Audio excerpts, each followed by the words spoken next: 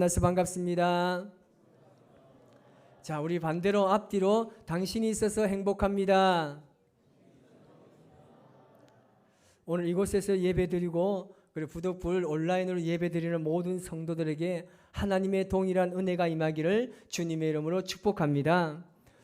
제가 결혼 전에 대천덕 신부님이 시무하셨던 예수원이라는 곳을 다녀온 적이 있습니다. 이분이 쓰신 자서전 책이 있는데 그 제목이 개척자의 길이라는 책입니다. 자신의 삶을 주님과 함께 한 개척자의 삶으로 그려놓은 책입니다. 그분께서 예수님을 만났을 때에 영접하는 과정부터 그리고 실험적으로 예수님을 만난 것을 그 책에 잘 기록해 놨습니다. 이분이 처음 예수님을 만났을 때 기도한 내용이 있습니다. 제가 한번 읽어드리겠습니다. 하나님이 당신이 정말 계신다면 나로 하여금 실제적으로 그것을 알게 해 주십시오.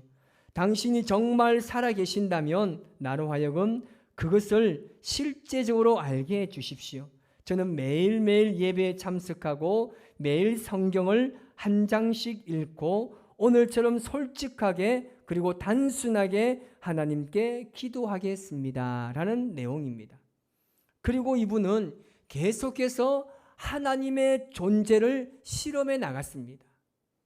2년 반 동안의 실험을 거치면서 하나님께서 정말 자신의 기도에 응답하셨고 자신의 삶을 인도해 가신 것을 그가 깨닫게 되었습니다. 하나님께서 실제로 존재하시고 성경에 나오시는 그 모든 말씀들이 바로 그 하나님이라는 사실을 그가 확인하게 된 겁니다. 그래서 많은 영적인 영향력을 끼치셨던 분이십니다.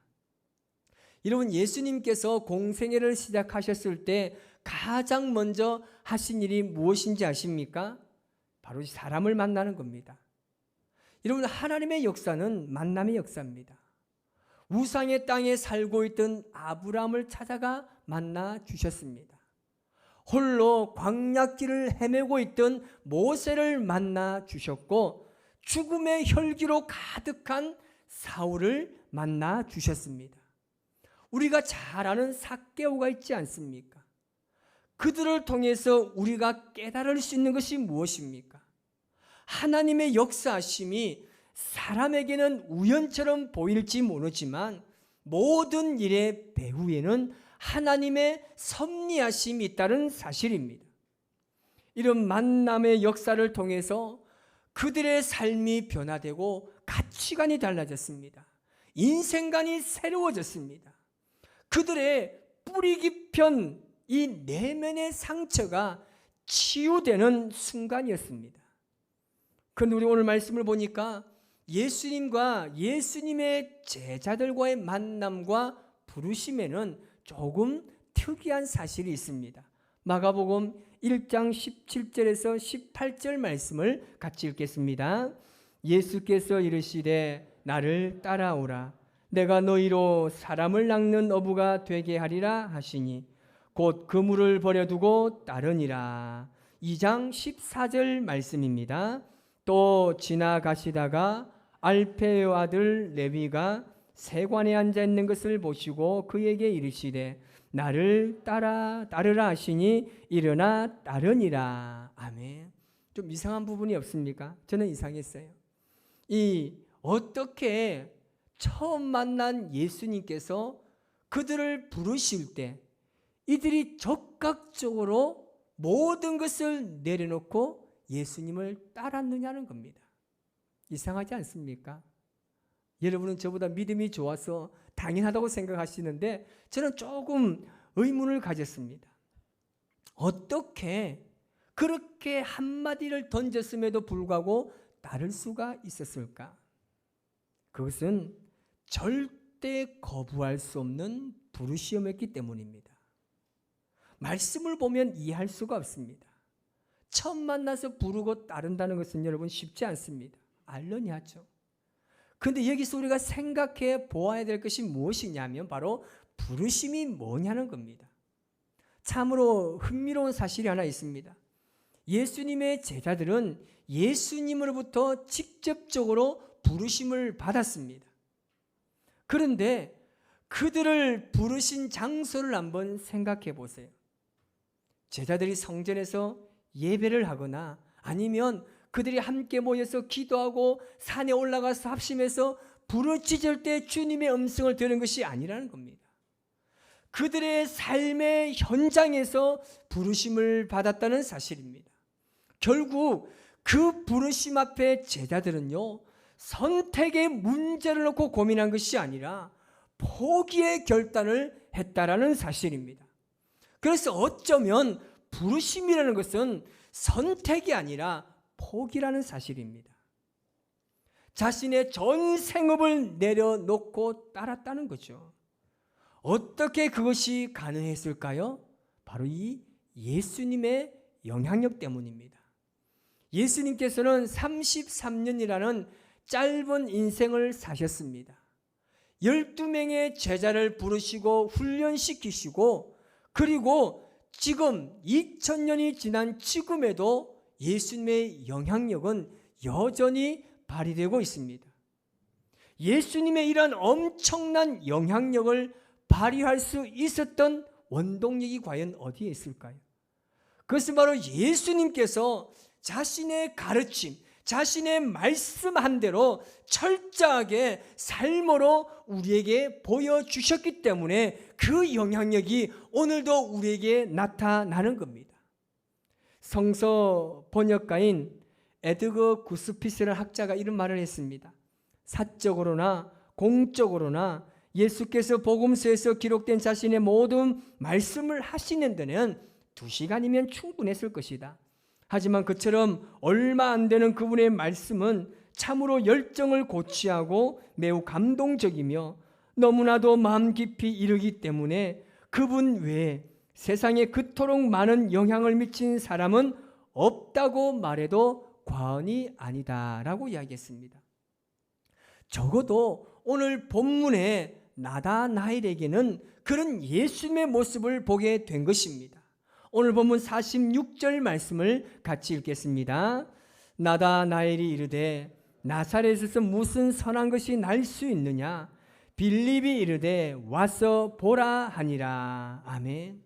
이것을 오늘날 언어로 바꾸면 이런 거예요. 아니 무슨 그런 지방의 촌 동네에 그 양덕의 장성동에 거기서 무슨 그런 위대한 사람이 태어날 수 있겠느냐라는 말입니다. 이 말은 뭡니까? 나다나엘은 벌써부터 나사렛이란 이 동네에 대해서 편견과 선입견을 가지고 있었다는 사실입니다. 그때 빌립이 기막힌 한마디를 던집니다. 뭡니까? 와서 보라. 시작. 여러분 부산에 가면 굉장히 유명한 수산시장이 있습니다. 뭔지 아시나요? 좀 아는 척 좀 해주세요. 자갈치 시장입니다. 그런데 그 시장 입구에 보면 아주 멋진 문구가 있습니다. 뭐냐면 어이소, 보이소, 사이소. 시작.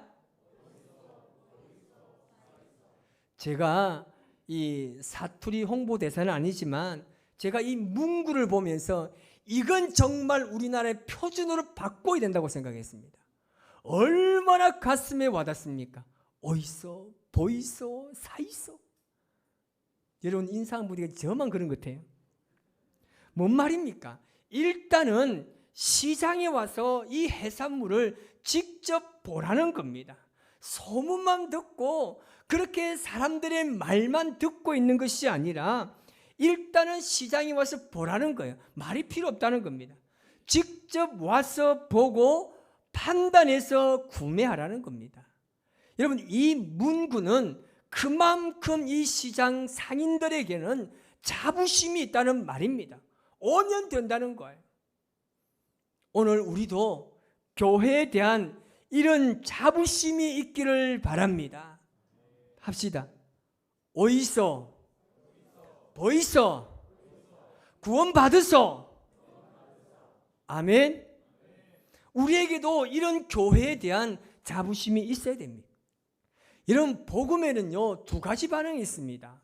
그 복음을 받아들이거나 아니면 그 복음에 대한 강력한 거부 반응입니다.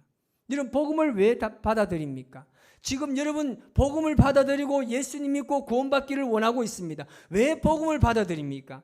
그리고 왜 복음을 전하는 그곳에는 그렇게 많은 핍박과 조롱과 어려움이 존재합니까? 그것은 바로 여러분 복음의 영향력 때문입니다.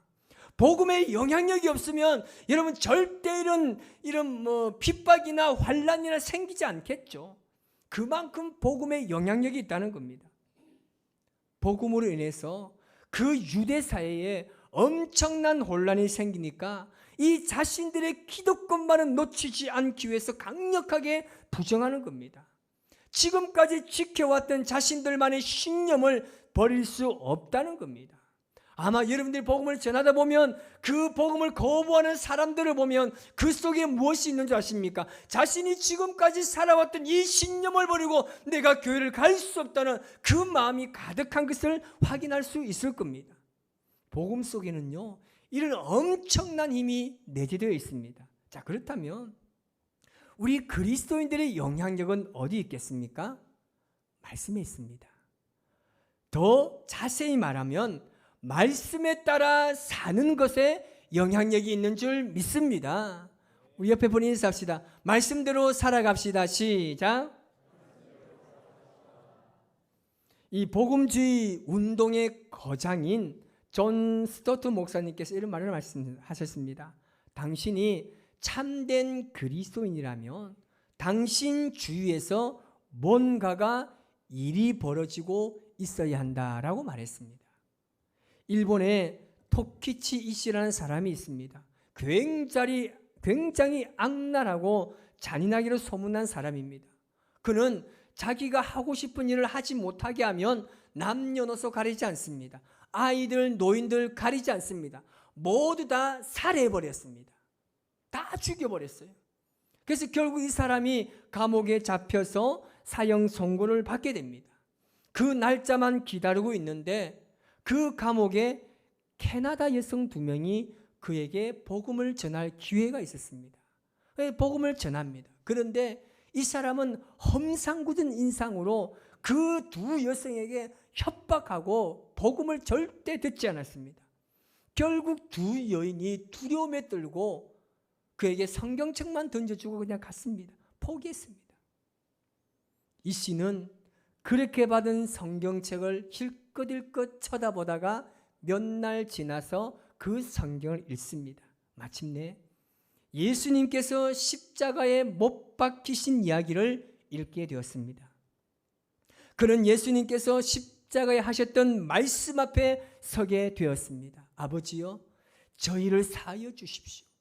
자기들의 하는 것을 지금 그들이 모릅니다 라는 말씀에 이 씨라는 사람이 큰 충격을 받게 된 거예요. 그는 당시의 상황을 이렇게 고백했습니다. 나는 그 구절에서 멈추었다. 마치 17cm에서 18cm 가량 되는 대못이라도 박힌 것처럼 가슴이 아팠습니다. 그것을 그리스도의 사랑이라고 해야 할까? 아니면 불쌍히 여기는 마음이라고 해야 할까? 그것을 무엇이라고 해야 할지 나는 모른다. 내가 하는 것은 오직 내가 하나님을 믿게 되었고 강팍한 내 마음이 변했다는 것이다 라고 이야기했습니다. 그의 모습을 본 간수가 이런 고백을 했습니다. 그를 사형장으로 끌고 가기 위해서 그의 얼굴을 보았을 때 그들이 예상했던 야수와 같은 인간의 모습이 아니라 얼굴에 광채가 나는 웃음 가득한 사람을 내가 발견했다라고 고백했습니다. 이 여성들은 그에게 성경책을 건네주었을 뿐입니다. 빌립이 바로 여기까지인 겁니다. 여기까지예요. 나다나엘을 예수님께 인도한 것까지 자기 역할을 다한 겁니다. 그 위에 어땠습니까? 친히 나다나엘에게 빌립이 너를 부르기 전에 무화과 나무 아래에 있는 너를 보았다고 말씀하시면서 자신을 증거하고 보여주십니다. 그때 나다나엘이 고백합니다. 49절 말씀입니다. 시작. 나다나엘이 대답하되 랍비여, 당신은 하나님의 아들이시요 당신은 이스라엘의 임금이로소이다. 아멘. 여러분, 우리가 왜 전도해야 합니까? 존 스튜어트 목사님의 전도하지 않는 죄라는 책의 서문에 보면 이런 글이 있습니다. 우리가 전도하지 않는 죄를 범하는 요인들은 무엇인가? 라고 질문하면서 4가지 요인을 지적했습니다. 첫 번째, 시작. 우리는 전도해야 하겠다는 강력한 자극도 가지고 있지 않을 뿐더러 말하려고도 하지 않는다. 두 번째, 시작. 무엇을 말해야 할지 모르고. 세 번째, 전도가 우리의 할 일이라는 것을 모르고 있다. 네 번째, 전도의 능력의 근본을 망각해 버렸기 때문이다 라고 지적했습니다. 여러분, 전도라고 이야기하면 벌써부터 우리의 마음에 누구나 부담감이 생길 수가 있습니다. 그러나 그 전도의 부담감보다는 전도의 중요성을 인식할 때 우리는 전도하지 아니할 수는 없습니다. 예수님께서 우리에게 뭐라고 말씀하셨습니까? 전도하라고 말씀하셨습니다. 복음을 전하라고 말씀하셨습니다.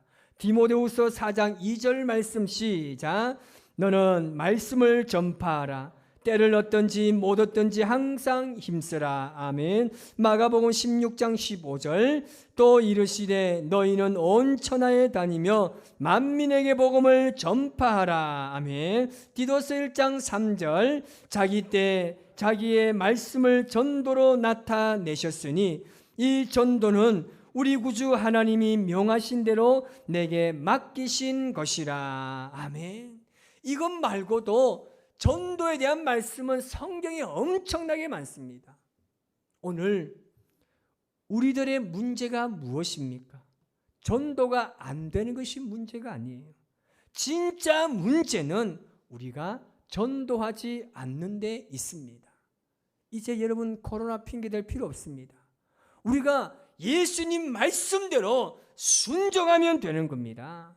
제가 10번을 100번을 생각해 보아도 어떻게 하면 가장 효과적인 전도를 할 수 있을까라고 생각했을 때 얻은 결론입니다. 오늘 말씀의 제목 시작. 당신의 삶을 통했습니다. 아, 역시 예수님 믿는 사람은 다르구나. 교회를 다니는 사람은 정말 다르구나. 우리가 이런 소리를 들어야 합니다. 여러분, 그냥 그리스도인이 되어서는 안 됩니다. 그냥 교회만 다니는 그리스도인이 되어서는 안 됩니다. 믿음과 삶은요, 같은 단어입니다. 우리의 삶과 우리의 믿음이 하나로 이어질 때 온전하게 잃어버린 영혼을 찾으시는 하나님의 마음을 알 수 있다는 겁니다. 우리 모두가 예수님의 이 지상명령인 이 복음을 전하는 것, 이제 게으르하지 마시기 바랍니다. 이제 우리의 입을 열어 주님의 복음 말씀을 증거하시기 바랍니다. 그때에 놀라운 기적의 역사가 우리 가운데 일어날 줄 믿습니다. 여러분의 삶을 통해 일하신 하나님을 여러분 삶 가운데 경험하는 복된 인생을 살아가시기를 주님의 이름으로 축복합니다. 기도하겠습니다.